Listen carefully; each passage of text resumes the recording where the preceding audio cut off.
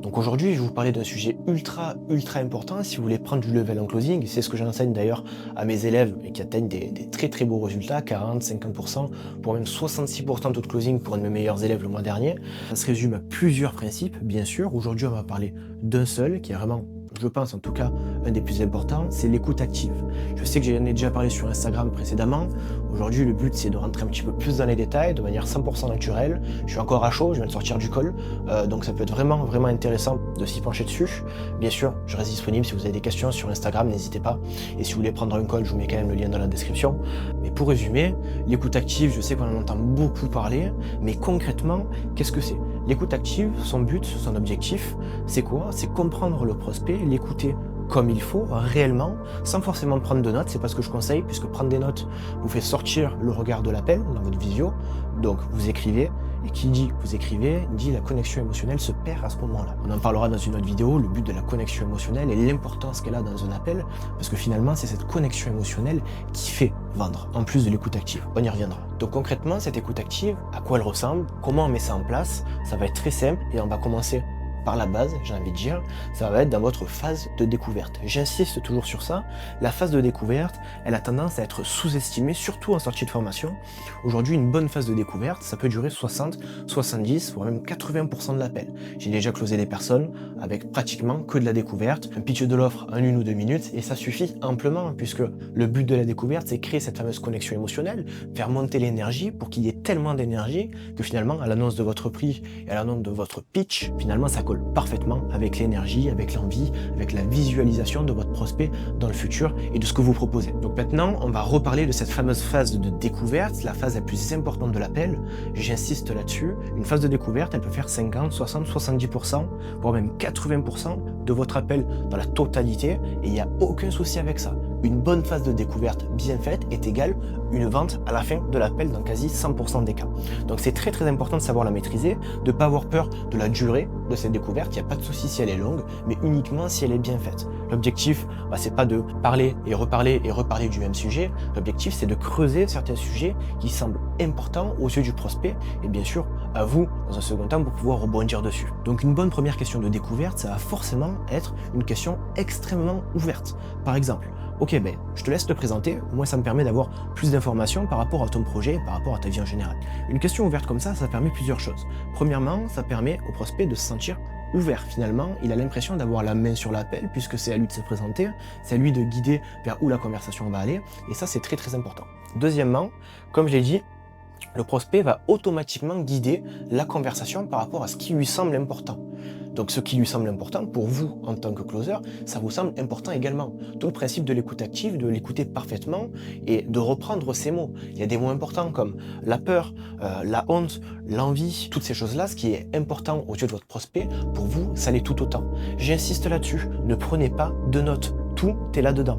D'accord? Si vous n'arrivez pas à rester focus pendant 30 ou 45 minutes avec votre prospect, vous n'êtes pas fait pour être closer, tout simplement. Ou c'est que vous ne prenez pas de plaisir, ou que ça ne vous intéresse tout simplement pas. La problématique, c'est qu'en écrivant quelque chose sur votre carnet, sur l'ordinateur, ou quoi que ce soit, vous allez vous déconnecter émotionnellement de votre prospect. Vous allez déconnecter votre regard, le prospect va le voir, vous allez créer des micro-blancs, et ça, c'est vraiment quelque chose à éviter, puisque ça perd de la connexion émotionnelle. Qui dit perte de connexion émotionnelle, dit perte d'énergie. On n'oublie pas que l'énergie, son objectif, c'est d'être au plus haut, pour pouvoir, lorsque vous annoncez votre prix, être totalement connecté, totalement en cohérence avec la problématique du prospect. Donc c'est vraiment important d'avoir cette grosse question ouverte dès le départ, comme on l'a dit. Ça vous permet de voir ce qui est important aux yeux de votre prospect. Deuxièmement, ce qu'il va falloir faire dans cette écoute active, c'est poser également les bonnes questions. Ça, c'est quelque chose qui s'apparente un petit peu de l'art finalement. C'est quelque chose qui doit se travailler, mais il y a quelque chose de très simple peut être mis en place là dès aujourd'hui, c'est la règle des 3 pourquoi. Par exemple, pourquoi tu t'es intéressé au e-commerce? On va dire parce que moi j'ai besoin de faire de l'argent, j'ai envie de vivre d'une activité en ligne, etc. Ok. Et pourquoi tu as envie de vivre d'une activité en ligne? Pourquoi tu as envie de gagner de l'argent grâce à ça? Parce que moi je suis jeune, j'ai envie de profiter, j'ai envie de voyager, d'être libre, d'être un petit peu digital nomade, etc. D'accord. Mais pourquoi tu as envie d'être digital nomade? Parce que j'ai envie de vivre, finalement, je me sens un petit peu enfermé chez moi, j'aime pas ma vie du quotidien, j'aime pas être dans mon CDD, dans mon CDI, j'ai envie d'autre chose, etc. La règle des 3 pourquoi, elle s'arrête ici. Uniquement en ayant utilisé des pourquoi, vous êtes déjà rentré en profondeur sur un sujet. J'insiste, cette règle, elle peut être encore répétée. D'accord? Pourquoi tu te sens bloqué aujourd'hui, par exemple? Bah, je me sens bloqué parce que j'aime pas mon job, il fait gris chez moi, je supporte plus, j'ai pas la mentalité des personnes qui m'entourent, etc., etc. Ok, mais pourquoi tu les supportes pas? Vous voyez, on est déjà à 5 pourquoi. Mais je les supporte pas parce que c'est pas des personnes qui me poussent vers le haut, des entrepreneurs de manière générale, etc., etc. D'accord. Donc en fait, ce que tu cherches aujourd'hui, c'est rentrer dans le monde entrepreneurial, rentrer dans le monde, pardon, en ligne, pour rencontrer des personnes qui sont comme toi, qui pensent comme toi et qui te poussent vers le haut, c'est ça? Oui, c'est ça exactement. D'accord. Donc là, on est rentré dans le vif du sujet, on est rentré dans la profondeur de ses propos. On peut continuer encore comme ça, poser des questions dans le style du pourquoi ou autre, mais ça vous permet de comprendre profondément ce que le prospect a envie, ce dont il a besoin. Ça vous permet de rebondir sur ses propos et de lui affirmer que l'offre que vous proposez lui permettra d'atteindre ce cercle-là, finalement.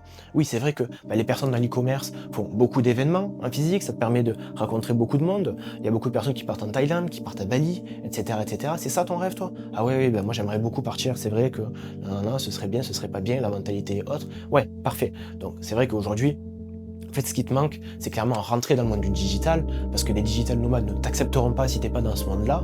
Et aujourd'hui, la meilleure porte d'entrée, ça peut être l'e-commerce. Donc là, d'un coup, il y a un déclic dans la tête de votre prospect. Il se dit, ouais, c'est vrai qu'il a complètement raison. En plus, il sait de quoi il parle. C'est quelqu'un qui est digital nomade lui-même.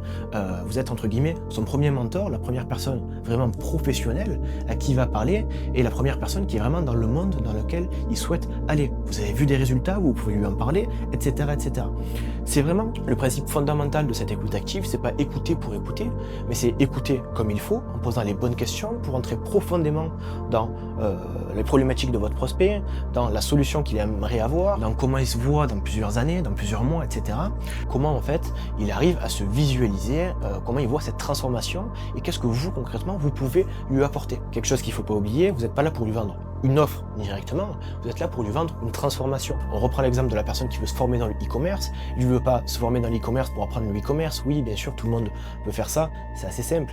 Lui, il veut apprendre le e-commerce pour pouvoir atteindre un meilleur cercle autour de lui, pour pouvoir avoir des entrepreneurs qui l'entourent, rencontrer des personnes qui sont vraiment intéressantes, qui ont de la discussion, et changer de cette mentalité en France, et surtout pour pouvoir voyager à l'autre bout du monde tout en étant libre. C'est ça qu'il veut, c'est pas juste la formation e-commerce. Donc quand vous comprenez ça, quand vous le mettez sur la table, faites-lui un récapitulatif de tout ce qui s'est dit, et dans votre récap, réintégrez ce sujet-là. Ok, donc tu veux te former sur l'e-commerce, ça on a compris, mais l'objectif final en fait c'est pouvoir travailler d'un petit peu d'où tu veux, pouvoir intégrer une communauté qui te pousse vers le haut, pouvoir rencontrer des entrepreneurs comme toi, pour se faire un cercle d'amis vraiment de qualité. Et la meilleure porte d'entrée pour ça, c'est le e-commerce en fait, c'est ça. Et là bien sûr, il peut que confirmer vos propos puisque c'est vous le professionnel là-dedans.